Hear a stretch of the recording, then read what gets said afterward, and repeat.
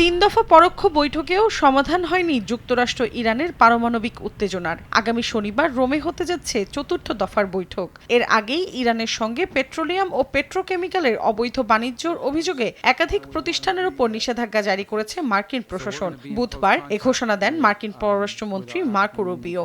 বলেন, ইরানের সঙ্গে শত শত কোটি ডলারের পেট্রোলিয়াম বাণিজ্যে জড়িত 4 বিক্রেতা এবং এক ক্রেতাকে নিষেধাজ্ঞার আওতায় আনা হয়েছে। চীন সহ অন্যান্য দেশের সঙ্গে ইরানের অবৈধ বাণিজ্য বন্ধে প্রেসিডেন্ট অঙ্গীকারবদ্ধ।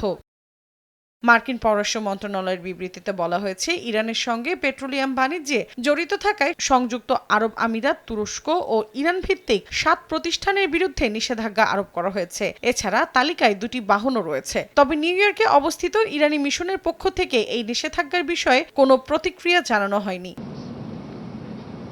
দ্বিতীয়বার ক্ষমতায় আসার পর থেকেই ইরানের পারমাণবিক কর্মসূচি নিয়ন্ত্রণে উঠে পড়ে লেগেছেন ট্রাম্প। যে কোনো মূল্যে দেশটির পারমাণবিক অর্জন ঠেকাতে সর্বোচ্চ চাপ প্রয়োগের কৌশল নিয়েছেন তিনি। ট্রাম্পের দাবি, ইরানকে বশে আনার পন্থা কেবল দুটো, হয় বল প্রয়োগ, নইলে চুক্তি করা। আর পশ্চিমাদের দাবি, ইরান পারমাণবিক কর্মসূচির আড়ালে অস্ত্র তৈরির লক্ষ্যে ইউরেনিয়াম সমৃদ্ধকরণের মাত্রা অনুমোদিত মাত্রার চেয়ে বৃদ্ধি করেছে। তবে এই অভিযোগ অস্বীকার করে তেহরান সবসময় বলে আসছে, তাদের পারমাণবিক কর্মসূচির উদ্দেশ্য সবসময়ই শান্তিপূর্ণ।